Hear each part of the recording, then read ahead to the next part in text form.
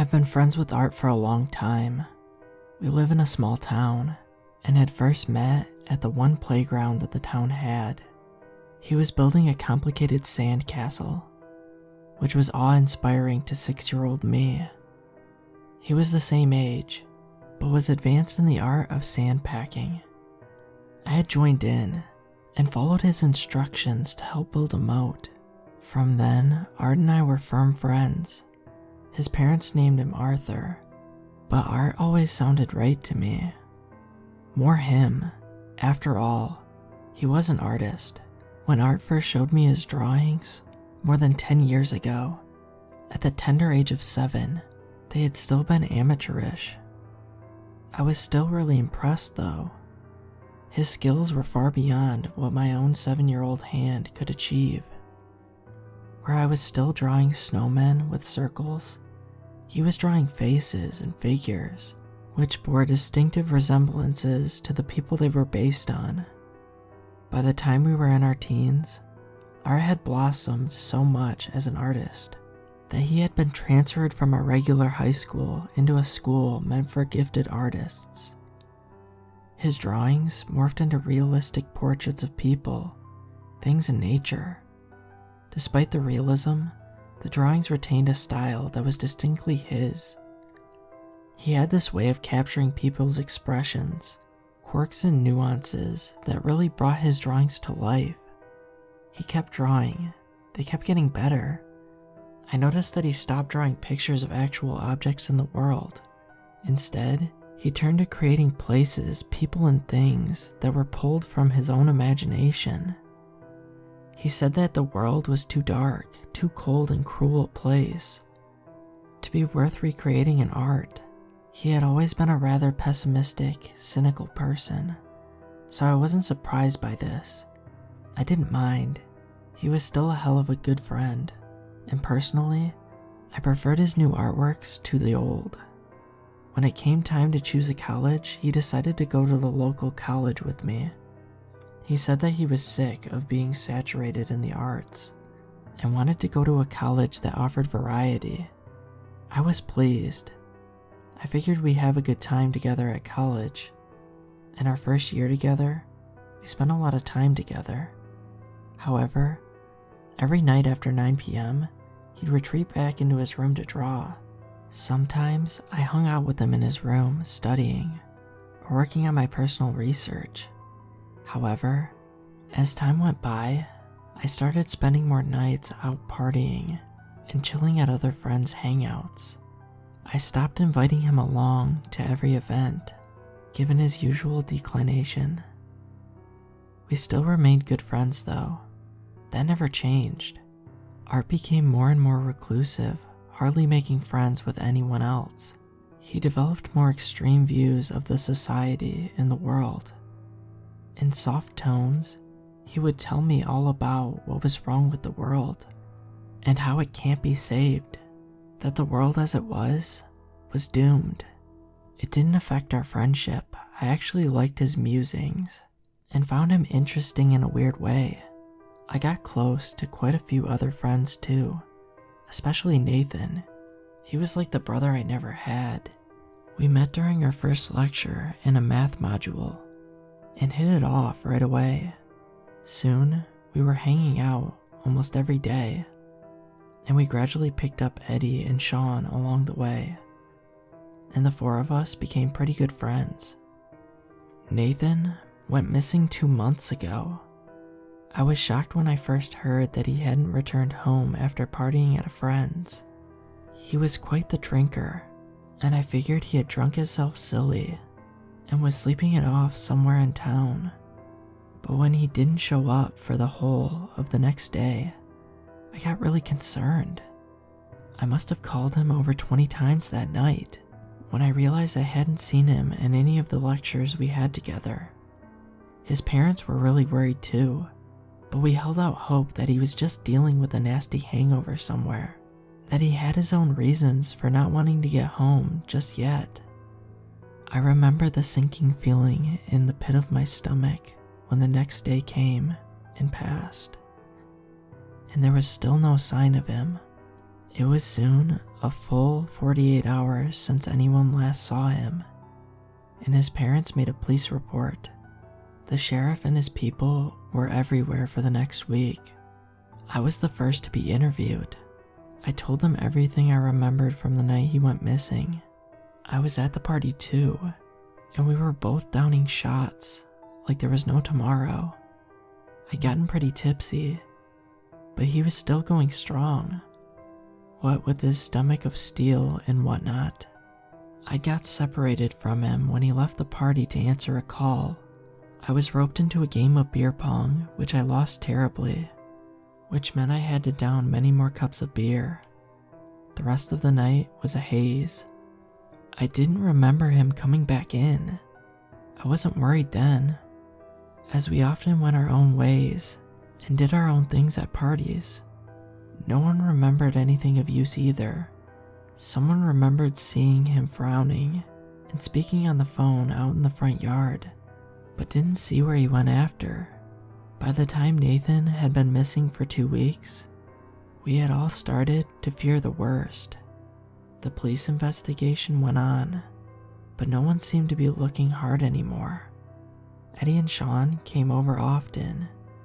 They knew how close Nathan and I had been, and how hard hit I was by Nathan's disappearance. We talked about what could have happened, share our own theories. None of us wanted to talk about the theory that was in the forefront of our minds, that something bad had happened to him, and he was never coming back. Then, Eddie went missing. This time, I was brought into the police station for a long 12-hour interrogation. I cried at some points, repeated the same story, the only one I knew, and answered all questions they had. Sean was also brought in for questioning. When it was all over and we were both released home, I was in a bad state. It was the second time I had lost a friend. Sean and I stopped hanging out after that. We were both too traumatized by the disappearance of Nathan and Eddie. Hanging out with Sean felt weird after that. Whenever I spoke to him, all I was reminded of was the absence of Nathan and Eddie. I think Sean felt that way too, as he stopped reaching out to me as well. I still met Art pretty often. I no longer went over to his place to hang out. He had said that he was in the midst of a major project, and his place was a war zone. Art tried to comfort me, but he wasn't very good at it. He just served up the usual platitudes. I'm sure they're fine, they're safe, you'll see them again, and so on. But he was a stable, comforting presence in my life, and it was good to just hang out without us saying much. Things went on like that for a while. Eddie and Nathan were nowhere to be found. Then, Sean called me one night. He said that Art had invited him over to his place. Sean felt taken aback, as Art and him barely hung out. They had exchanged only the perfunctory hellos when they had crossed paths due to me. Sean was at his front door, but everything was dark. He wanted to know if I was going to be there as well. Art had told him that he wanted to show him the art piece that he had been working on. I was surprised and a little hurt. Art hadn't offered to show me, his oldest friend, his art piece. Why was he calling Sean, of all people, to see his work? Oh, he's here. He just came to the door. I'll talk to you later, Kay, Sean said and hung up. I texted Art to ask him about him inviting Sean over. Art replied with a simple message. You can come over tomorrow. I let it be and spent the night watching TV, distracting myself from the sadness and fear I felt for Nathan and Eddie. The next day, once class had ended, I went over to Art's place. He invited me into his room, and when he opened the door, I could see what he meant by saying it was a war zone. There was paper everywhere, on the floor, on an easel, pasted on the wall, and hung up on a string. He cleared a path for me to the bed, where we sat down and stared at a few pieces of his recent artwork. They were beautiful. I soon realized that the different art pieces were snapshots and images from the same place, a place that had a magical quality to it. He drew cobblestone streets lit with antique lamps at the sides, quaint stone cottages with lush gardens, and a forest that filled the background. He also drew pictures of a mountain in the distance, a town square, a library, and so on. He had created a whole town in art. "Do you like them?" he asked, anticipation lacing his voice. "They're awesome. This place looks fantastic. How long did you spend on these?" He grinned, pleased as punch. "I've spent the last 6 months or so working on these. Here. This is the map of the town I'm creating." He sprawled out a map he had carefully constructed, complete with a legend, a scale, and different markings. I was blown away. "Dude, you could be a city architect, or whatever they call those people who design cities. This is incredible. Man, I wish our town looked like this." I could tell that Art was immensely proud of his work. Then I caught a glimpse of anxiety in his eyes. He cleared his throat nervously, then picked up large squares of paper from his table. With a solemn gesture, he laid the pieces by my side. I picked the first one up. It was a drawing of a cottage with old wooden doors, stone walls covered with vines, and big sunny windows. I froze. Someone was at the window. Someone who looked very much like Eddie. The Eddie in the picture was staring out the window with wide eyes full of fear. His signature scar by his temple clearly pictured. He looked like he was trying to get the window open. He was moving. I looked at Art in complete shock. He looked away, trembling. I picked up the next piece of paper. It was Sean. Sean was pictured to be in a room, which contained a cheerful fireplace and a brown couch and colorful rugs strewn over it. Sean sat in the corner of a room, hugging his knees, looking miserably at the fireplace. Then he turned to look at me and started to gesture frantically. I couldn't hear him, but his mouth was opening and closing, and I could see from the bulge in his forehead that he was yelling with all his might. I felt nausea rising within. I picked up the last piece of paper. Sure enough, there was Nathan. Nathan was by a river. He was seated with his back turned towards me, and he was still for the most part. I could read his resignation by the slump of his shoulders. "What's this?" I choked out. "How is this happening?" Art finally turned to look at me. "I wanted to create a town, a place that is full of beauty and comfort, a place just for us, for the people who deserve it. I know you're close to Nathan, Eddie, and Sean. I know they're nice guys too. I thought we could all hang out here instead." I looked at him, fighting the disbelief that enveloped me. Every time I looked up from the art pieces, I would immediately think that I was dreaming, that it wasn't really happening, that my senses were going crazy, that no one was really moving in these pictures. But every time I looked back down, there they were, still struggling with the window, still yelling, still shifting about once in a while. "How did you get them in?" Art shrugged. "I just kind of knew I could. As I was drawing this town, I just knew that it was a place we could enter. I drew us all in. Then I got each of them to touch their drawings. They got stuck in then." I looked around. This had to be a joke, an elaborate plan, months in the making. It wasn't April. but perhaps there was some massive reality show going on. A show that involved everyone in town, the sheriff, the officers.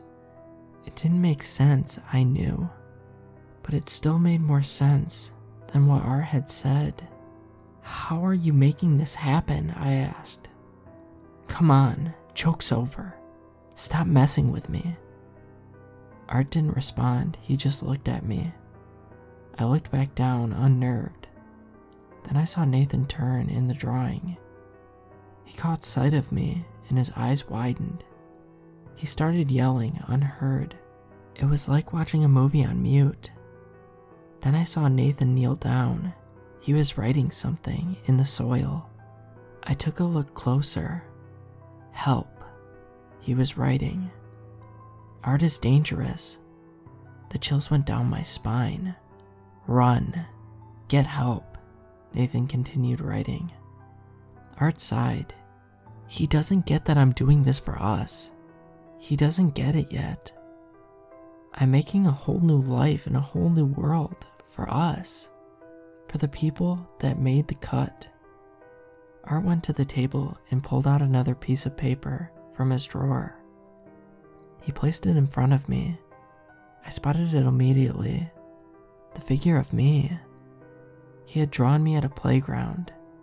It was similar to the one in our town, but a much fancier, more aesthetically pleasing version. I was building a sand castle in the picture. The drawing of me didn't move. There was something flat about it. It lacked the spark of realism that the other drawings had.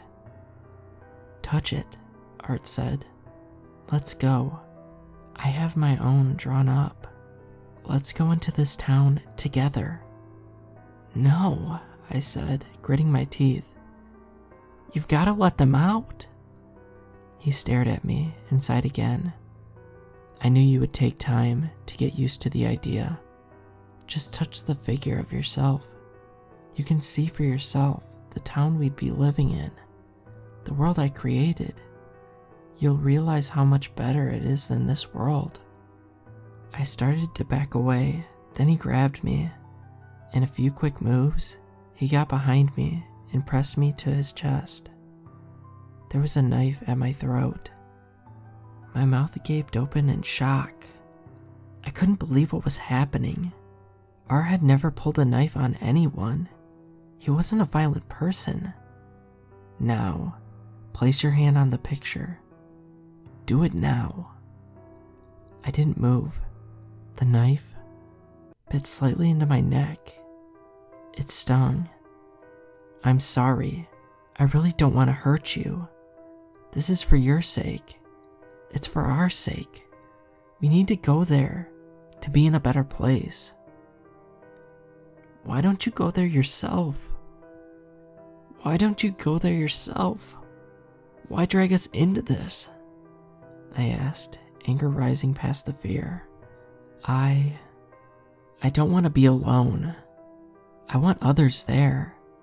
Good people there. Let me go, Art. Art, please. You've got to stop this. Let them out.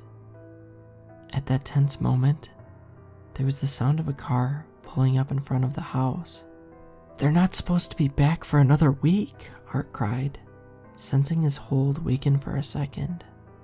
I grabbed the arm holding the knife and jerked backwards, knocking him off balance. He fell back with a thud and released his hold on me. I smashed his hand on the floor, and the knife clattered to the side. Looking around wildly, I grabbed the pencil holder from his table. The pencil holder was a steel sculpture that mimicked rows of paintbrushes lined together to form a box shape. It was a gift I had given him for his birthday when we were teens.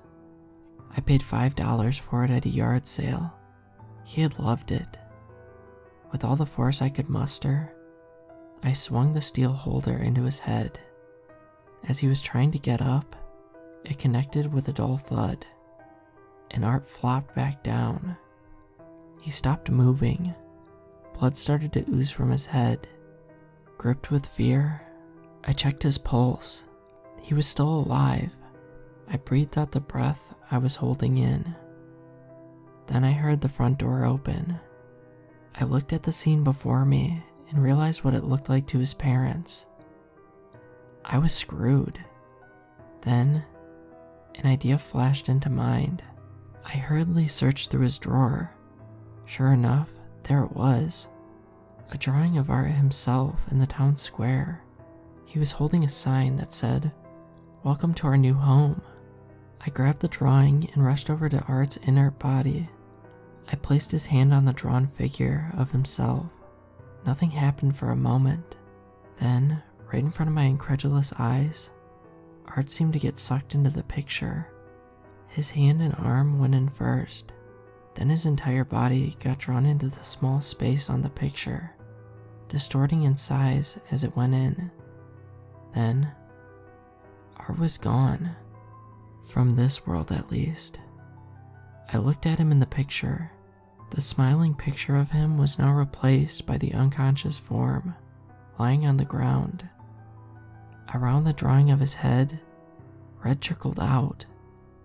I wiped up the spot of blood on the floor with a shirt strewn on his bed. I stuffed it in a backpack. I hastily grabbed the other pieces of paper with Nathan, Eddie, and Sean on them.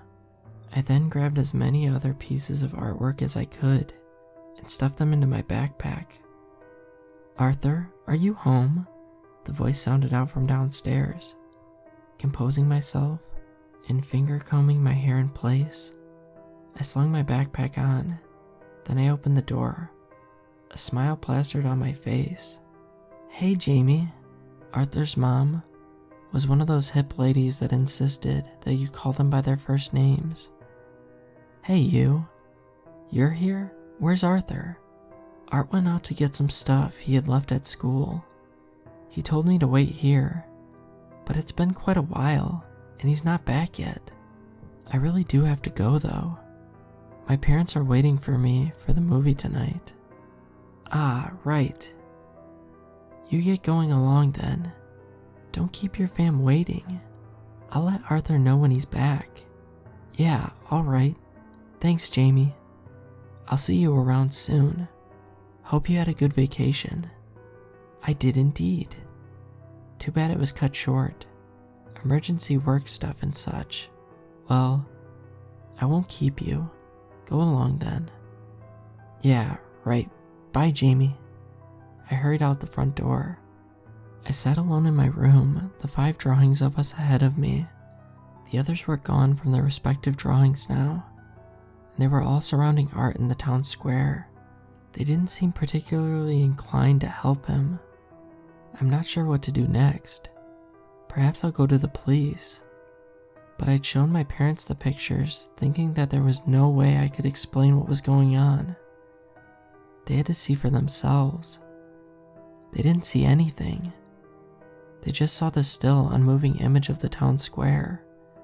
When I kept pointing out the 4 figures in the square, they just looked at me in bewilderment, exchanging looks of alarm with each other. When my dad suggested calling the emergency psych services, I changed track really quickly. I pretended that it was all a joke, an experiment my friends and I had agreed to do on our parents. They got mad then. I just kept saying sorry as they rebuked me, then excused myself to the room. The police weren't a good idea. I stared at them looking at me from the picture for a long while, feeling helpless. Then I tucked them in my drawer. I wanted to wait for Art to wake up, to tell them how they could get out. I couldn't sleep that night. I kept Googling possible ways to undo whatever Art had done, but couldn't get anything usable or feasible. When the sky lightened again, I was still hard at work, listing out all the ways I could think of, or that was suggested online. I was going to try them all, one by one. I glanced at the art piece again. They were no longer in the town square. I found them in the cottage, the one with the fireplace. I did a double take when I saw what they were doing. Art was tied up on the floor. Nathan was holding a poker in the fire, heating it up. The rest were watching nervously. They appeared to be asking Art questions. Eddie looked up and saw me. He started gesturing, then went out of the picture for a moment. He came back with a pen and paper. I had to squint to see what he was writing. Art's coming for you. He knows a way. We will find out. I could feel the blood drain from my face. Did I fear for Art, or did I fear more for myself? If Art had a way of getting out, that meant I was still in danger. But that also meant my friends could get out. Nathan looked up at me holding the poker. He must have seen the horror on my face, because he mouthed, "Don't look." He pulled the poker from the fire. It was white hot at the end. He moved towards Art. As the rest took a step back, I took Nathan's advice and rolled the paper up. I was glad I couldn't hear them. I didn't want to hear Art's screams or smell Art's flesh sizzling. I placed the rolled up sheets in my wardrobe and locked it. It was up to them now.